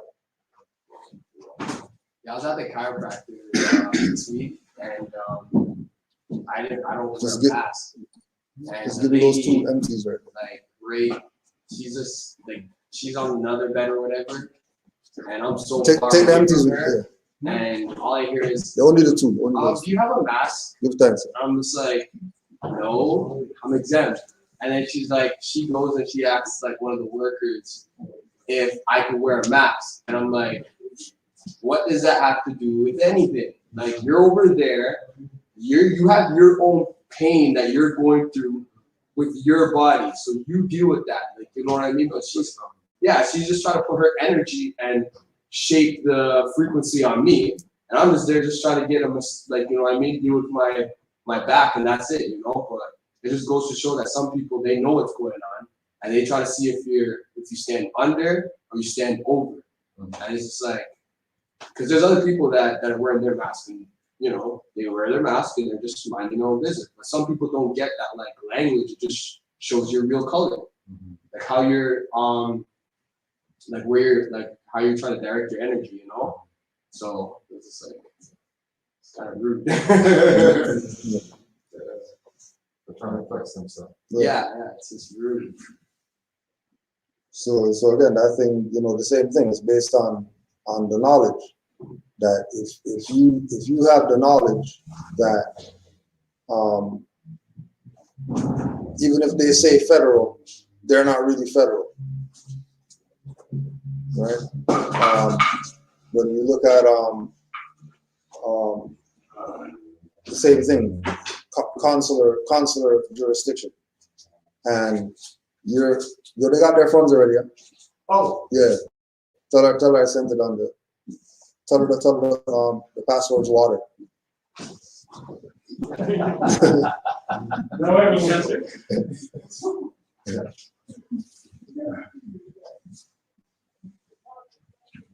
Yeah. So once the knowledge is there of who's who and what's what. As a matter of fact, if you haven't, make sure you go watch Taj Weekday on YouTube. Who's who, what's what. It's a whole lecture, right? That's what one of the ways to sort of figure out what's going on. Once you know who's who, then you're gonna know what's what. So once you know, oh yeah, whether they got black robe, whether they got turban on with the police badge on it, whether they're a foreigner. Once they're a foreigner, you don't have say like how you're claiming that you got it. And the only way they have that say is if we don't say anything, which is why it's always us having to say something, present something. Because with no presentation, then they're going to assume and go with whatever the assumption is, right? Always challenging whatever position it is that they're taking, just to see if they, because it could be what do you call it? It could be a bluff. They just want to see. You know what I mean? Well, this is a federal court, and we have supreme jurisdiction. I thought you guys are exchequer court. How do you get that you're a federal court? Because sign outside. No, well, that seal behind you right there says founded 18 whatever. Well, in 18 whatever, federal court was the exchequer court. So if you're saying you're a federal court, then that should say founded whenever you guys stop calling it exchequer court and then start calling it federal court, and then that's the date that should be on that seal back there. Oh, well, if this is a court, how come the sign outside says business hours? You don't say court hours if this is a court? Should probably say court hours if this is a court like that, because anywhere else you go in the world, courts have court hours, businesses have business hours, daycare has daycare hours, school, they don't go into school and school has business hours. Right? But it's the language thing, because they know that they've, going back to the propaganda, they put so much propaganda out there, have people not knowing who's who and what's what. You know what I mean? And then recognizing that if we have a situation and then they're telling you that you have to go to the court, you knowing what jurisdiction that they're telling you to come in, and not assuming that, well, they said court, so that means that they're a court. Well, if it has to do with tickets, then that's not a court. That's quasi-court. And then they'll tell you, oh yeah, this is a quasi-court. And then nobody says, oh, so that means you're not a real court then if you're a quasi-court. No, if once you acquiesce, whatever they say stands. And you just don't want to acquiesce with them. Because when they assume, they're going to assume everything after that. They're not just going to assume what you're dealing with. They're going to assume with everything once they get one opportunity of assumption. you know, and then truth's supposed to stop them from being able to make these assumptions. Just like you're saying with the thing of with the exemption. Well, you need to get exemption, and then you stay mute. They're either gonna say, no, you can't be exempt or whatever, or they're going with it. Because that's the only options once you bring up exemption. Right? I'm exempt, here's the whatever to prove it. They don't have a say after that. Because you presented the evidence to prove that you're exempt, so they're supposed to go with the exemption. They're not supposed to be going into their own emotional, they don't like that you're exempt and they're not exempt, and how did you, there's nothing to argue about. There's the exemption paper, there's the exemption card, there's the exemption whatever, there's the exemption verbal. Now you tell me how you have, what do you got to say that I'm not exempt? Oh, well, we got the act right here, it says, you know, no exemption. Oh, but that's an act. How's that the law? I thought the supreme law is the Constitution. Shouldn't you be bringing the Constitution and telling me that Constitution says no mask or whatever? Exactly. You know? I was explaining that to someone who was talking to me. I was explaining that because they had asked me about, because I want to take the tags off my car, and they were asking about them. I was explaining to them that saying that you have a driver's license or you need a driver's license and all that stuff, that's only a statute. And I was trying to explain that there's a difference between a statute and a law. Because a statute, well, it's there, but I mean, you don't have, it's not obligatory that you have to follow that. And that's what I was trying to explain. That's what that argument is. You know, I don't think it's there. Commercial. Like you're not driving for a company, you're not a counter. Yeah. You're not driving, you're traveling. Yeah. But again, too, it's just like the thing with the propaganda. They've put the propaganda out that you need a license, you need a plate, you need insurance, you need a whatever, and then nobody contested it. So that stands now, right? So then now we're presenting that, well, you know, we actually don't need that or whatever. So you should have the parallel so that they don't have argument. You're not just gonna go and just do whatever. Well, we can do whatever we want because this is our land or whatever like that. Well, yeah, but not really when you're under occupation. You know what I mean? When you're under occupation, you probably have your own plate that you use, just like we said with the brother. He got his own plate, got his own ID. Stuff's not registered. So in the state of North Carolina, once it's not registered, then you don't need a plate on it. That's what their stuff says. Because only when you register do you need to have all the bells and whistles that come with the registration. If you don't register, then whatever doesn't apply. And there's multiple mores near North Carolina that we know been exercising right to travel, and exact same thing. Highwayman comes up, oh, I noticed that you don't got a plate or whatever. Yeah, it's not registered. Oh, all right, well, be careful, have a nice day or whatever. They go back to their car, go about their business. They're not bothering people and, well, you need to have it. Yeah, they're not even going there because they already know that the law is laid down. You know what I mean? But then again, North Carolina is one of the 13 colonies, which they got state republic constitution that they're not going to violate like that. They're going to play the little game, kidnap people and all that stuff, but, you know, they're going to let them out in an hour. With no charges, no tickets, no nothing. And then they're going to get stopped again, and then they're going to get kidnapped again, and then they're going to go through the same, oh yeah, you know, you got to make this stuff look good. That was like when somebody got kidnapped, and he's in the cell, and Highwayman said, so is it true that you guys don't pay taxes or whatever? Yeah, you don't pay taxes. You don't pay taxes.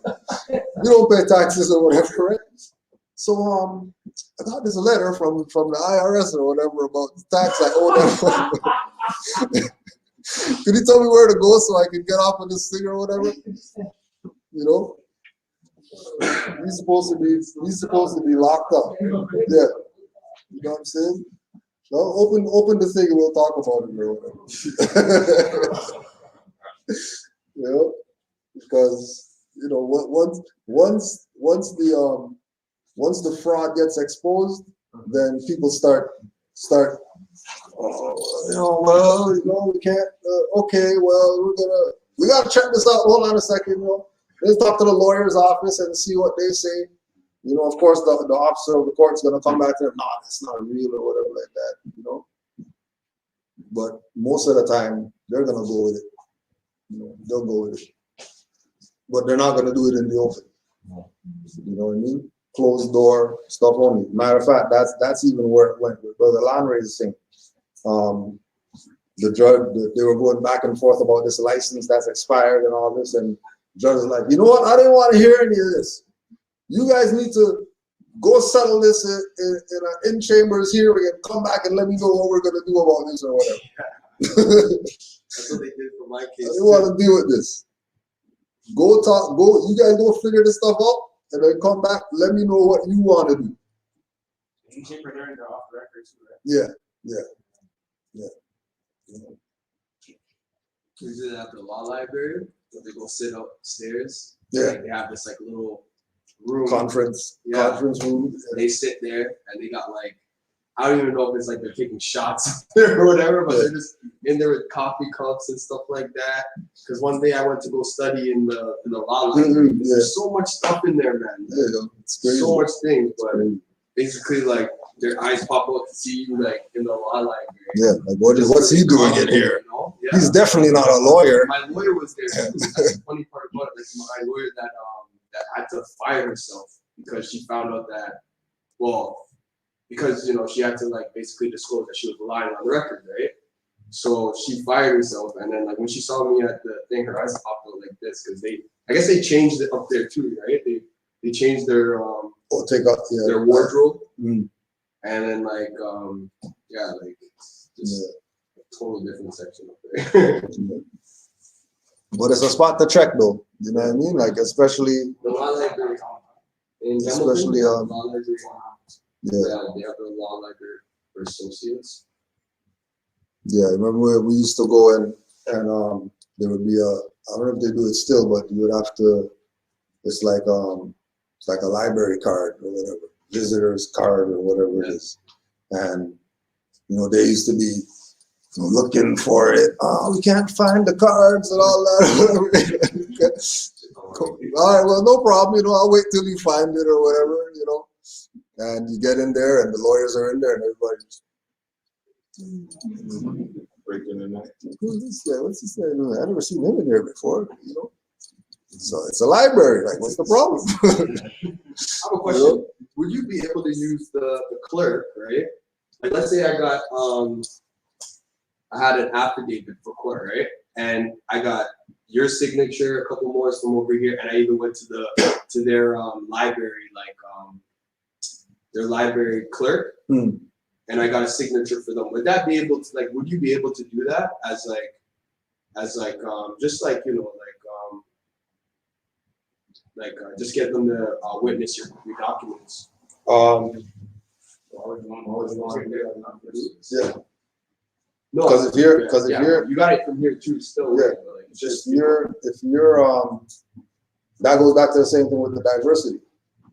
That if they're on your papers to a degree, because that's their boy, right? Which is how I think that you're looking at it, because that's their boy. If they put their name on it, then that means everything should be good because their boy signed it too. They probably wouldn't right? even. But they might not even do it. You know what I mean? Like when we used to go to get things notarized, they're saying, well, license. We don't got license, we got nationality card. Well, I don't know if I can do this, and and then we realize, hold on a second, we got our own seal. What do we need them for? Yeah. We got our own seal, and then we seal our own documents, put the case number on it, address it to the court clerk, address it to the judge, address it to the prosecutor, and then you send that in. They either accept it or they don't.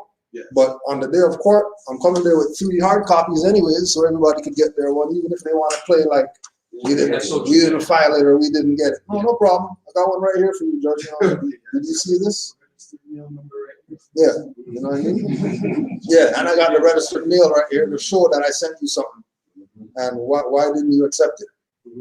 What's the purpose of not taking it? If you're a court and people could file stuff, and then there's a clerk of the court, and the clerk of the court's job is to file stuff and all that, then why are you taking the stuff that I'm filing? Well, because it's paper terrorism. No problem. I'll bring the bomb on the day of court. Right? Here's your papers that you didn't want to accept. So unethical. You know? Paper terrorism. What? Yeah, they try. They try. You guys are printing out all these papers, and you're doing it unethically. Yeah. I have to do this to counter what you're doing. Yeah, have to do it. Have to. Have to. That's paper terrorism. Yeah, that's the paper terrorism. But they always take all whatever it is that they're doing and they throw it right back at you. It's like, for example, when Trump was in power, I mean, like everything he talked about, they do this, they do that. That's what he was doing. So he was reflecting and just throwing it right back around. Yeah. That's what they do. Yeah. All the boilerplates are on the websites. Yeah. Like all the lawyers, all they do is download and use the boilerplates, right? But then the essence on our side, not studying and knowing the law. We're so used to this. All right, we call a lawyer, and the lawyer's just gonna download the boilerplate. And you charge $10,000, so you just download the boilerplate on the same website that you can go to and get the same thing. Yeah. Right? Just like the same thing with our brothers on our side, charging for the paperwork when you can just They download for free. Yeah. 10 grand. All right. You want the free one? Well, I don't know if it works. Yeah, probably. Not their name and all that. Not their name and all that.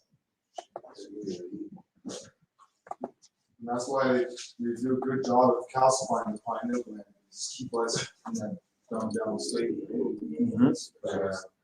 So people are passive, but it's passive. This is bad food.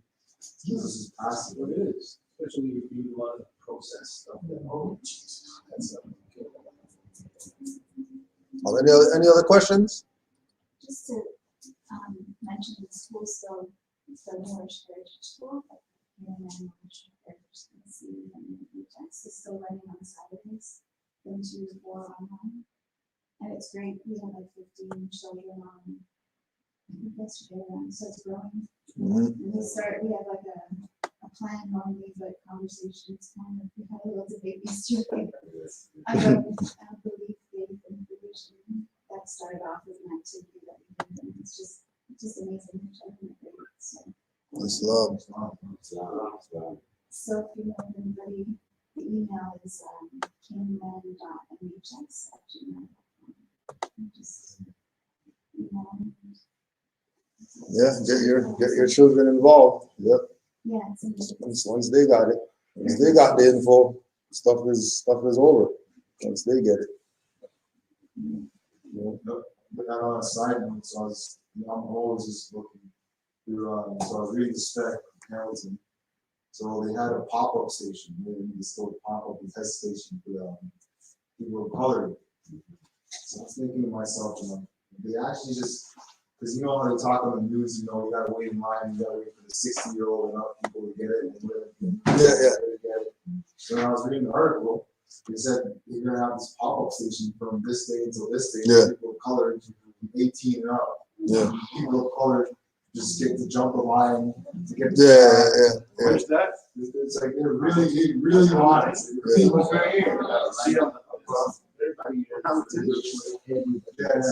We're just they're already books buyers over until they get as much people as they can get. Yeah. They will never say it's over. Because if it has to continue for another 3 years, I believe it will continue. Oh yeah. Well, don't forget, people only got one dose. They still got another 2 to get. And then, I don't know. I was watching this interview. They were talking to Bill Gates. This guy, did you know that not one? They asked him. They said, So you're pushing this vaccine because he's one of those big wigs involved in this, and they said to him, "Have one of your kids getting it?" Nope. He looked at the camera and he said, "My kids never been vaccinated, never will." And they say, "Why?" They asked him, "Well, why do you want the world to do it, but not your own kids and your family?" And he said, he says, "Well, we have to control the world population because it's getting out of control." Yeah. To me, right there, that's a wait a minute. See, Yeah, yeah. I don't know what you're saying. A couple of weeks back, Brother Landry said, back in the chat, who were the most powerful doctors?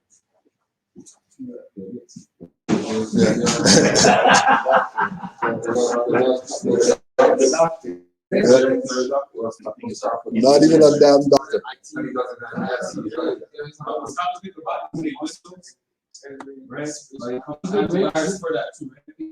But he didn't know. It was he stole it from his partner that he started out with his color. No. He didn't.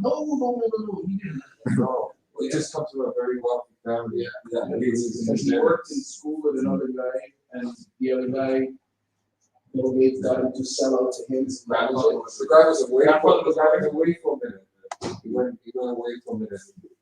IBM approached Bill Gates, and Bill Gates still the guy's idea, so it's his idea. I got two questions though. You got Bill Gates, and then there's this Nigerian guy that created like the internet or whatever on Wall Street, right? So Bill Gates, he created Microsoft, right? Yeah, So program the versus- the software, right? So like I don't know if there's like a interjection between the two or whatever, when you guys are saying like the assistants of Bill Gates and stuff like that, because if you guys already know, like a lot of like the brothers from the other side, they're really good at IT. You know what I mean? Very good. Yeah. You know, and they use that niche when they come over here, Yeah. go to university, and they use like computer skills and all these different. Then they end up a Yes. taxi driver. Yeah. And they end up driving Uber. About 8 Uber drivers. Hey, what are you doing in your country? Oh, doctor. What the hell are you doing here driving Uber? Oh, well, the better life and all this. Like, They know what? here's cap. It's all the same thing. When you know When you know the game. When you know the game. When you know the game. they're fishing. When you know the game. Fishing. That's what they're doing. Yeah. Swimming. Any more? Any other questions?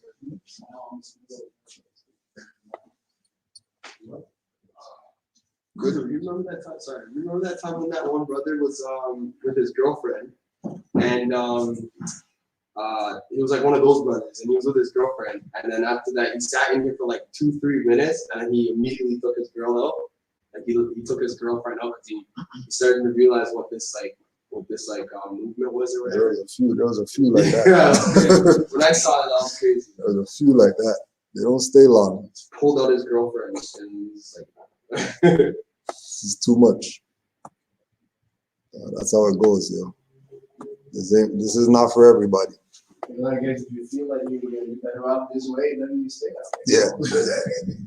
This is not for everybody. There's people who were in this 5-10 years and got out of it. Because it's truth is a slap in the face. If your face is in the way, you better be able to take slaps. See, going out that brother, the USAR brother. No, I watched that video. Which one? The USAR. Oh, the USAR, yeah. And again, that's some of the after the 10 grand people, they used to riding with them, right? After they found out, I guess that they're doing the madness up here with the USAR thing. Now they started their own thing now, their own indigenous republic, whatever. You know what I mean? Because they can't mess with USAR because USAR doesn't want nothing to do with them. The fraud doesn't want nothing to do with the fraud. Oh my God.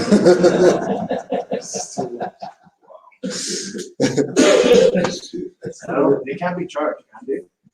Only Just a lack of by the people who got played. Oh, You know what I mean? It's gonna have to be the people who get played to say they're gonna go to the highwayman. And there's people who you know, me and Omar were talking about it yesterday, like, or this morning. The idea that somebody's gonna do something like that, you know what I mean, rob somebody or whatever. If it's out here on the street, somebody goes in that alley right there and get robbed, they call 911. If they go on the internet and pay $5 grand for some papers, they're not calling no 911 or anything like that. They'll just hold that up. It's no different. Same thing. The guy just used the internet as the gun to stick you up. Like that's the exact same thing. You know what I mean? Wear your pockets. You know what I mean?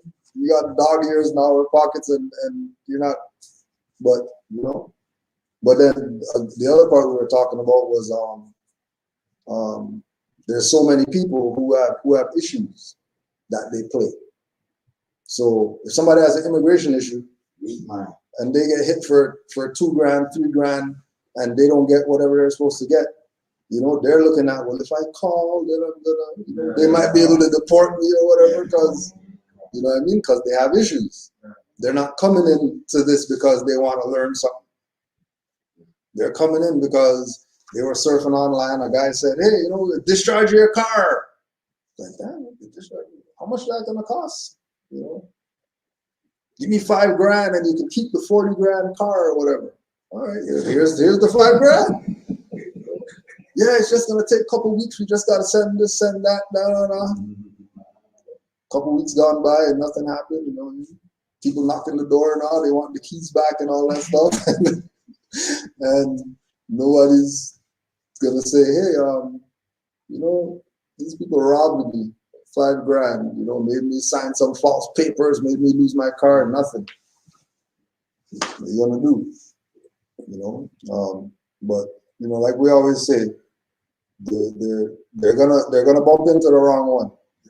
All of them, they're gonna bump into the wrong one. Who's not gonna be playing that? Go to the highwayman and all that stuff.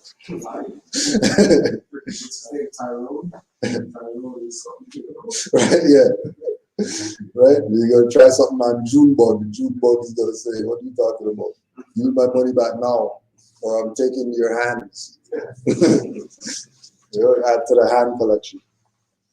You know? That's that, yeah. It's exactly that. Like, a lot of these people, they know they have problems. So they know when they get that finance, they know they're not going to, the authorities isn't going to be involved. It's crazy. It's like, you know, like the way they play the game on them, you know? Yeah. So you know, a person, like, for example, the same brothers, they're 10 grand. Yeah. They know that person has an issue. Like Yeah. So they know that the end result of it is they're so, what they claim to be so bad, or they're going to come after me with their retaliation. Yeah. They know they're not going to call a Boston person. Right? So,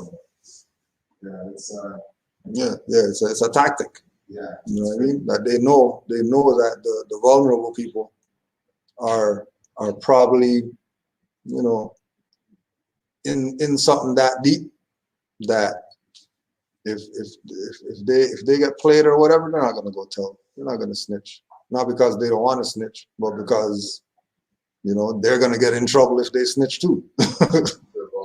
You know what I mean? They're gonna get in some kind of trouble. You know what I'm saying? And more so the immigration issues. You know what I mean? Because once you call and you're giving them the name, they punch you up like, hold on a second, right? You complaining on this guy, you've been here illegally for the past 800 years. You know? Yeah. Any other questions before we close out?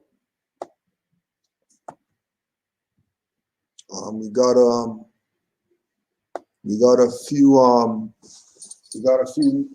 some new pieces of literature, and we're just gonna open up for a little bit today. So if anybody needs to get some DVDs, books, or whatever like that, all these are off of Khalifa Media, khalifamedia.com.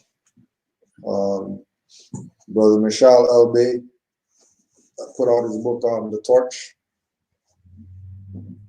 That's just dealing with different subject matter with regard to Moorish history, culture, science, etc.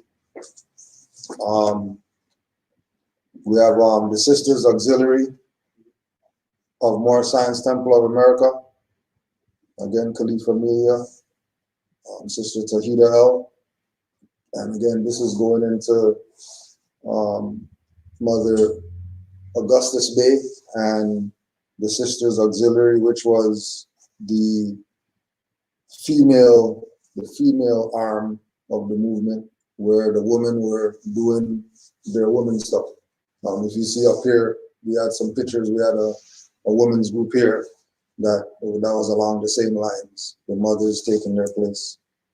Brother Michel again, Isonomy, Great Masonic Secret, Master Keys, and what we read earlier today, Mysteries of the Silent Brotherhood, the Red Book. So we got some copies here. If you're not able to get it today, you can go to khalifamedia.com, and of course, RV Bay Publications as well. We have our Love, Truth, Peace, Freedom, Justice buttons now. These are 15 notes, and they're pretty high quality. So if you need your buttons, just so that we can have our energy on us while we're out here traversing the land. Probably bring more questions again, as usual, with everything else that we do. Also to May 9th, we're looking to do our second annual Get Out the House for Novid walk, where we stay at home stuff or whatever. We're gonna get out here and get some of this vitamin D and whatever else we could get, since they're trying to trap everybody in the house. And we're gonna be sending out an email for that, but it's gonna be March 9th, weather permitting. May 9th, weather permitting. The meeting spot is gonna be Flemington Park Plaza at the Shoppers Drug Mart, which is 747 Don Mills, between Eglinton and Overley on Don Mills, and that's May 9th. Other than that, I think that's it for today. Any other comments, questions? Any emotional outbursts? Get it out. Get it out now, or forever hold your peace.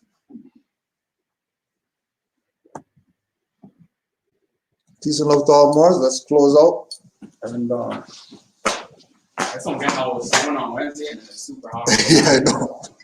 They got their finger on the button right now. Just one thing, I think the numbers here today, though, I think we're going to be trying to keep our Keep our numbers to 10. We sort of. This, I think, just in terms of, because of certain corporate connections that we have, and we don't want to jeopardize that right now. So I don't know if all of you have kudos if they send their requests through the email. Yeah, Canaanland guide@gmail.com to put out your requests for a seat. And then if you come a week, we say you skip the next week, so other people could get their opportunity to be back home. You guys can put your names in. Kudo will get back to you as to whether you can get in on the list. But as I said, I think we have to be cautious at this point. Yeah. We're sort of going over that number. So, 5 on the left, 2 on the right. Allah, the Father of the universe. Allah, the Father of the universe. Father of love. Father of love. Truth. Peace. Freedom. And justice. Allah is my protector. My guide. And my salvation. By night. And by day. To his holy prophet. Noble Ali. Islam. Salam nu.